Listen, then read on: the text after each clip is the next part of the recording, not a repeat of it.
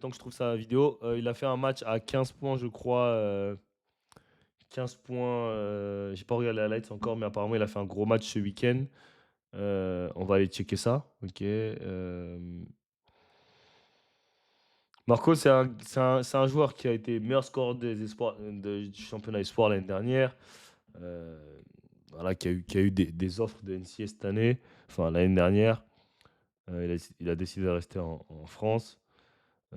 Avec une saison, sa saison, je veux dire, elle est un peu. C'est un peu des hauts, des bas, tu vois, parce qu'on lui donne pas énormément de temps de jeu. Mais on va aller voir ses highlights. C'est bon. Voilà, c'est chaud, c'est en dents de scie, quoi. C'est en dents de scie, et j'ai envie de dire, c'est comme ça, hein. Quand tu es en pro en France, en fait, des fois, c'est compliqué d'avoir toute l'opportunité. Parce que, en fait, déjà, faut pas oublier que le championnat de France, c'est l'un des championnats les plus durs. Le championnat français, c'est l'un des championnats les plus durs en Europe. Ok. Il fait top 3, il fait partie top 3 des meilleurs championnats d'Europe. Donc ça veut dire que déjà, pour avoir ton opportunité pour jouer, c'est pas aussi facile que ça. C'est limite compliqué, tu vois. Les équipes, elles cherchent à gagner. Donc elles vont pas forcément tout le temps te donner ton opportunité. Mais en tout cas, voilà, faut s'accrocher. En tout cas, après, bon, moi, on en a déjà parlé plusieurs fois, hein. Pour moi, il devait bien, il devait aller en NCAA. Mais bon, après, voilà, c'est pas. De toute façon, on n'est pas des. Je dis pas dans l'avenir, ok. Ça se trouve que ça va bien se passer. Et c'est ce que j'espère pour lui, hein, c'est que au fur et à mesure de la saison, on lui donne plus de temps de jeu parce qu'il a un talent, hein. C'est pas, en fait, ce qui est pas, le problème, c'est pas que c'est le talent ou son niveau de jeu. Il a un niveau pour jouer en pro, c'est juste l'opportunité.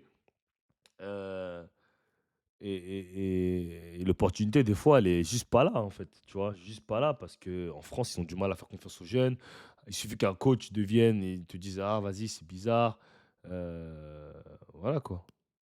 Voilà. Donc, il a mis 15 points, 3 interceptions, 16 dévals contre le Portel. Donc, on va regarder ses highlights du match. Les highlights de Hoop Riser. Shout out to Hoop Risers, man. Là, on est sur la chaîne de voilà, Jonathan Dogbo, je crois, qui est scout, enfin, scout de basket, hein, en France ou un peu partout, mais spécialisé dans les Français. Donc, voilà, c'est lui qui a fait les highlights. Donc, on va checker ça. Là où Konaté, mais la mauvaise passe. Et Bon surtout l'interception de Hey! Fozzodala. De Aïe, en Greg deux Lee. dribbles. En deux dribbles, il est out of there. Allez, Là donne-moi la où balle. Konaté, Allez! mais la mauvaise Deux passe. dribbles, out of Et there. surtout l'interception de Fozzodala. De Greg Lee.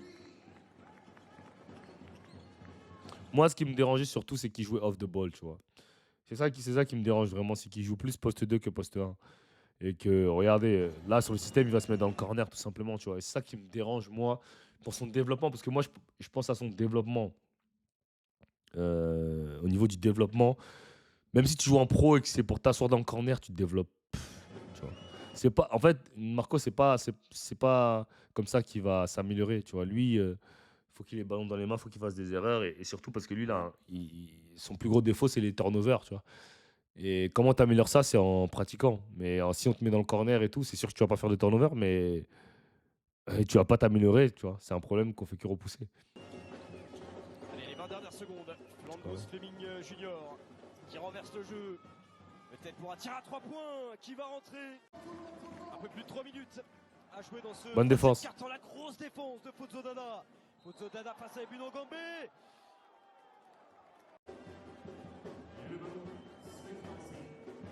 Tu vois, là, c'est plus intéressant quand il est dans ce style de configuration-là, tu vois. Ah, c'est un jeune, lui aussi, là, le gars qui défend, là.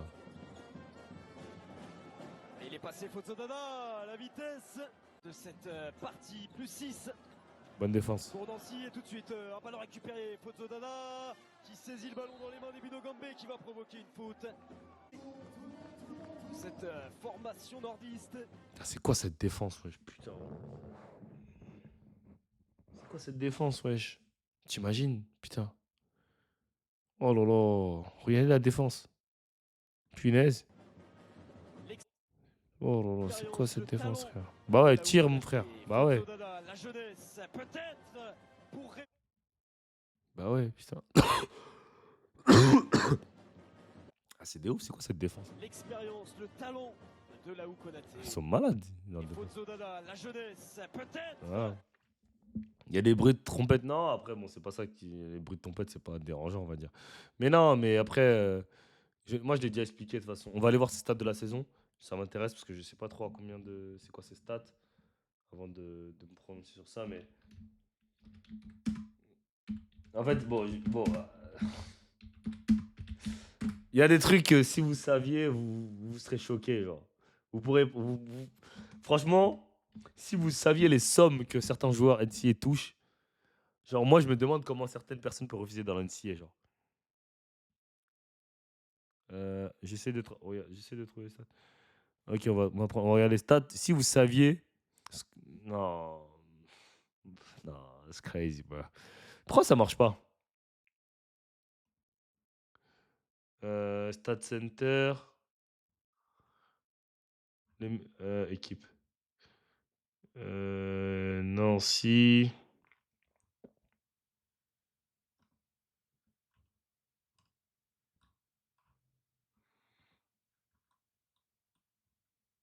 Ok, il tourne à. Ça va, ils ont bien refait leur site, je pense. Je trouve que c'est plus carré leur site. Leur site n'est pas comme ça avant. Là, je trouve que c'est plus carré leur site. Franchement, stade de la saison. Alors, il tourne à 5,1 points par match, 1,4 rebonds, 2 passes décisives, 5,4 déval, 47% au tiers, 18% à 3 points, 55% au lancer, en 14 minutes jouées, en 10 matchs. Donc, bon. Si on devrait noter son début de saison, je dirais que bon, c'est pas un bon début de saison, hein, clairement. Après, la saison, elle est longue, hein. Il reste encore quoi 26 matchs? Parce qu'il y a quoi? Il y a 36 matchs.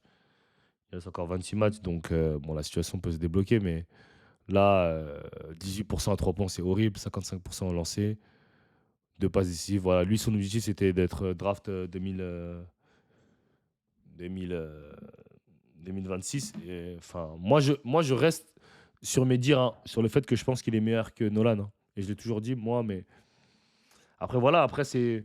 Le problème, c'est que. En fait, c'est ce que j'essaie d'expliquer aux jeunes. C'est qu'en fait, en France, tout marche et beaucoup marchent sur la hype et sur est-ce que le club veut te mettre en avant, tu vois. Parce que les clubs, ils ont des objectifs bien précis. Nancy, bon, on sait qu'ils vont pas gagner la Betclic Elite, mais leur objectif, ça va être de se maintenir. C'est de gagner des matchs à domicile, etc. Si dans la tête du coach, toi, t'es pas assez bon pour lui faire gagner des matchs, il va pas te mettre sur le terrain. Il va préférer mettre un Quinry, qui est un meneur qui a de l'expérience, etc. Le seul moyen pour qu'un jeune joue en France vraiment, c'est soit il tombe sur un coach qui kiffe faire jouer les jeunes et qui a grave confiance en lui, soit c'est un projet NBA. Et quand c'est un projet NBA, t'inquiète pas que même avant la saison, tu vas le savoir que c'est un projet NBA. Ok? T'inquiète pas, ils vont pas recruter de gars à ton poste. Tu seras tranquille. Ok? Là, tu seras un projet NBA. Mais là, voilà. Et voilà quoi. On va aller voir les meneurs de son équipe, hein, pour voir, mais c'est qui les meneurs de son équipe? Alors, t'as Stéphane Gombo qui a 12 points par match. T'as Enzo Gudusina qui est. Bon, moi, je trouve pas qu'il est. Moi, je dirais pas qu'il est meilleur que Marco, tu vois. Mais on va dire que lui, il est plus dans la gestion, il est plus dans la. Voilà, il a plus d'expérience, il a plus de. Voilà, et peut-être le coach, il lui fait un peu juste plus confiance, tu vois. C'est juste ça, en fait, des fois. Après, t'as lui qui est un bon scoreur. Et voilà, t'as lui c'est leur meneur. C'est le meilleur scoreur du championnat, tu vois. Donc, t'as le meilleur scoreur du championnat. Enfin, je pense qu'il est égalité avec Nadji Riffi. Tu vois, c'est un meneur arrière de grande taille. Voilà. Euh, Frérot, tu veux que je te dise quoi? Tu vois? Là, t'es en compétition. En fait, moi, t'es en compétition avec des mecs, ils sortent de NCAA. Des mecs, ils ont de l'expérience. Tu vois, genre, moi, j'ai rarement vu, franchement, des meneurs. On leur donne l'opportunité directement comme ça à 19 piges. En plus, sachant que Marco, il a des défauts qui sont quand même flagrants pour un meneur, c'est-à-dire perte de balle et tout. Il a toujours été un high turnover parce qu'il prend beaucoup de risques dans son jeu. Voilà quoi. Heu, après Landers Nollet, c'est OK, c'est pas vraiment un meneur, mais le gars, il joue comme un meneur. Il a tous les ballons, il monte la balle, il fait tout. Donc voilà, c'est comme quand tu prends LeBron et tu dis que c'est pas un meneur, tu vois? LeBron, c'est pas un meneur, oui, mais il monopolise le ballon autant qu'un meneur. Tu comprends ce que je veux dire? Bon là, il y a Luka, donc il le fait pas, mais voilà. Donc moi, je dirais que c'est un meneur, tu vois? Après Enzo Goudissin, il est bon, hein, à 50 ans, je me rappelle, il a fait une grosse saison l'année dernière. Mais quand on parle de termes de potentiel, voilà, Marco, il a beaucoup plus de potentiel, mais voilà, en fait, Nancy, ils se disent, bon, pourquoi on va faire jouer Marco, ça va nous apporter quoi? Et dans ta tête, toi, tu peux être un prospect NBA dans ta tête, mais peut-être que dans la tête du club, et comme je l'ai dit, il y a beaucoup de clubs qui ne voient pas ça, hein, tu vois. Voilà, que lui, il peut être le meilleur joueur, etc., etc., etc., tu vois. Donc, c'est pour ça qu'il y a des mecs comme Maxence Lemoine qui sont en Pro B. Voilà, quoi. Donc, c'est dur hein, pour les jeunes, hein. Bon, Akram Nagy, même, je crois, il joue. Je vais aller voir, mais même lui, il joue pas beaucoup. Pour les jeunes joueurs de la génération 2000, de leur génération, là, c'est compliqué, hein. On va aller voir. Je vais aller voir Chalon-sur-Saône, mais je pense que Akram Nagy aussi ne joue pas beaucoup. Après, il est plus jeune, mais ouais, voilà, 2,5 points par match, il joue pas beaucoup. Tu vois, c'est voilà, 40, 33, 9 minutes par match. Après, je pense que lui, il va devoir redescendre en Pro B. Voilà, c'est compliqué, hein, les gars. Moi, je vous le dis, hein, moi, je l'ai toujours dit, hein, si vous pouvez aller à NCA, les gars, barrez-vous à NCA. Ok. Vous allez me dire, oui, mais ça se trouve, ça va Ok, je dis pas que là-bas, ça va bien se passer parce que je suis pas devin, ok. Mais au moins, tu seras dans les meilleures infrastructures du monde, tu prendras 1 million d'euros, ok. Tu seras millionnaire, frérot. Au lieu de toucher 2 500 € ici pour t'asseoir sur le banc, et tu auras une opportunité, tu vois. C'est ça la différence. Moami, c'est pas un prospect NBA, les gars. Arrêtez de dire n'importe quoi, s'il te plaît. Et les scouts, et je vais vous dire un truc, les gars. Les scouts qui viennent, ça veut rien dire du tout, ok. Je vais vous expliquer comment ça marche les tafs de scouts. Les équipes NBA, elles ont des scouts spécialement en Europe, ok, des scouts européens. Par exemple, moi, je peux être scout NBA pour une franchise NBA, mais je suis à Paris, mais je suis un scout pour une franchise NBA, par exemple. Et je vais avoir des matchs à aller regarder partout. Et c'est pas parce que je vais regarder un prospect, genre je vais évaluer peut-être, genre en Europe, peut-être 200 prospects, entre guillemets, prospects, tu vois. C'est comme ça que ça marche pour les scouts NBA d'Europe. Parce qu'il faut pas croire que les scouts NBA aux USA, c'est forcément ceux qui viennent en Europe. Les franchises NBA, elles ont des scouts qui sont spécialement en Europe, qui vont aller regarder plein de matchs en Europe. Ils vont aller au Real, à Levallois, à truc, à truc, à truc, à truc. C'est leur taf en fait. Ils vont aller voir par exemple Mohamed Amni, ils vont faire un report sur lui, ils vont leur donner la franchise. Voilà, la franchise, ça va juste. En fait, ils collectionnent juste des datas, tu vois. Ça veut pas dire qu'un scout de NBA est venu te voir, que tu as une chance d'aller à la NBA ou ça veut rien dire. Ça veut rien dire un scout NBA. C'est juste que le gars il est venu regarder ton match, quoi. C'est rien. Enfin, il n'y a rien de. Tu vois. Mais non, Mohamed Amni, c'est pas un prospect. Je vous dis, les gars, quand vous êtes en France, les gars, tu as un prospect quand tu as 18 ans ou 19 ans. Ok, tu te fais drafter ta première année d'éligibilité, c'est là où où tu peux te faire drafter. Après, tu n'es plus en prospect en France. Tu n'es plus en prospect. Parce que le moins. Le- entre guillemets, l'argument qu'ils utilisent, la France, c'est c'est que tu es jeune, tu vois. Par exemple, vous entendez, Noah Sengue, ils disent ouais, il est jeune, il est super jeune, il est encore jeune, vous inquiétez pas, il a le temps, etc. Ça, c'est l'argument qu'ils utilisent, tu vois. C'est parce que finalement, ils arrivent, ils sont pas au niveau. Mais on peut utiliser cet argument-là, oui, ils sont pas prêts parce qu'ils sont jeunes, etc. Pourtant, Cooper Flag, il a 18 ans, il est prêt, tu vois. Mais ils utilisent l'argument de il est pas prêt parce qu'il est plus jeune, tu vois. Donc, si les jeunes commencent à partir à 19 ans, 20 ans, bah, il y aura plus cet argument-là, donc ils pourront plus utiliser cet argument-là. Et ça va être beaucoup plus compliqué. Tu comprends? Vous comprenez ce que je veux dire? Donc voilà, donc c'est pour ça que des mecs, quand ils sont un peu plus vieux,